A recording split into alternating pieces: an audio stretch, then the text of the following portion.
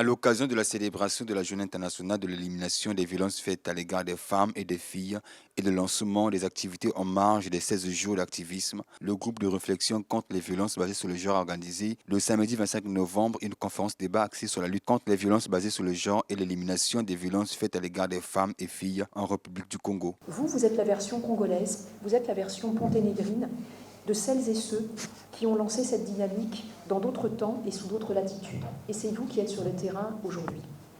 Et votre activisme ici, il est tout aussi indispensable parce que les violences et le harcèlement contre les femmes et les filles ne connaissent pas de frontières. Il n'y a pas de frontières géographiques, il n'y a pas de frontières communautaires, il n'y a pas de frontières socio-économiques, il n'y a pas de frontières familiales non plus.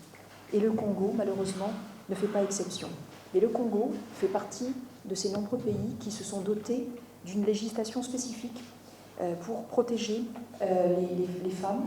Et donc, vous la connaissez beaucoup mieux que moi, c'est évidemment la loi spécifique contre les violences faites aux femmes en République du Congo, qui a été promulguée en 2022 et qu'on appelle donc la loi Mouebara. Célébré sous le thème Tous unis, investir pour prévenir la violence à l'égard des femmes et filles, cette journée a été une occasion pour le groupe de réflexion de lancer une sonnette d'alerte à l'endroit des femmes et filles victimes à rompre le silence. Pour cette année 2023, le thème retenu est le suivant: Tous unis.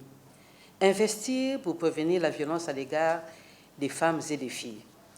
La campagne est l'occasion donc pour les citoyens de montrer à quel point ils ont à cœur de mettre fin à la violence à l'égard des femmes et des filles, par des actes qu'ils mènent pour faire de ce monde un monde sans violence envers les femmes et les filles.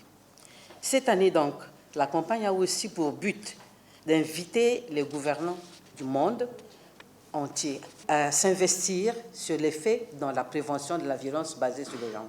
Cette journée de sensibilisation sur la lutte contre les violences basées sur le genre a connu pour thème national « Investir pour prévenir la violence à l'égard des femmes et des jeunes filles avec la loi Mouebara ». Prenant la parole, la secrétaire générale du groupe a appelé les femmes à s'approprier de la loi Mouebara portant protection des droits de la femme en République du Congo. On nous parle d'investir pour prévenir contre les violences à l'égard des femmes et des jeunes filles. Il me semble que c'est ce que la loi Mouebara a fait. La loi Mouebara a mis les fonds dans quelque chose. Il y a des personnes qui ont travaillé effectivement pour nous sortir cette loi et qui ont cru en ce qu'elle faisait pour pouvoir en tirer un bénéfice. Et le bénéfice, c'est éradiquer la violence en faisant effectivement une loi forte pour punir toute personne qui n'aura pas compris que la violence ne devrait pas être de ce monde. Cette journée qui a été une occasion pour le groupe de réflexion de mettre en lumière les défis et les discriminations auxquelles font face les femmes et filles a permis à Jessica Mamoni de faire l'état des lieux des violences basées sur le genre à l'égard des femmes et des filles ainsi que la projection pour 2024. Nous avons eu deux textes qui ont été très bien appliqués. Le premier texte, c'est le code pénal. Nous avons beaucoup communiqué sur notre page, vous savez, pour informer qu'il y a eu des cas de viol, des cas de mise en état de grossesse de filles mineures. Et dans ces cas-là, le code pénal a été le texte le plus appliqué. Et nous avons eu des sanctions qui ont été sévères, suffisamment sévères déjà pour rassurer les survivantes, suffisamment sévères pour rassurer les populations et suffisamment sévères, nous osons l'espérer, pour dissuader les personnes qui seraient tentées de pouvoir commettre des actes qui sont des actes de violence à l'égard des femmes et des filles. Mais il y a aussi un autre texte que vous connaissez certainement, il s'agit de la loi 4-2010, du 14 juin 2010 portant protection de l'enfant en République du Congo, le texte que nous appelons couramment la loi Potignan. La loi Potignan prévoit notamment les pratiques pédophiles, vous savez, toutes les violences, tout acte de pénétration sexuelle, d'agression sexuelle exercée contre un enfant. Et les pratiques pédophiles sont punies de peines délictuelles.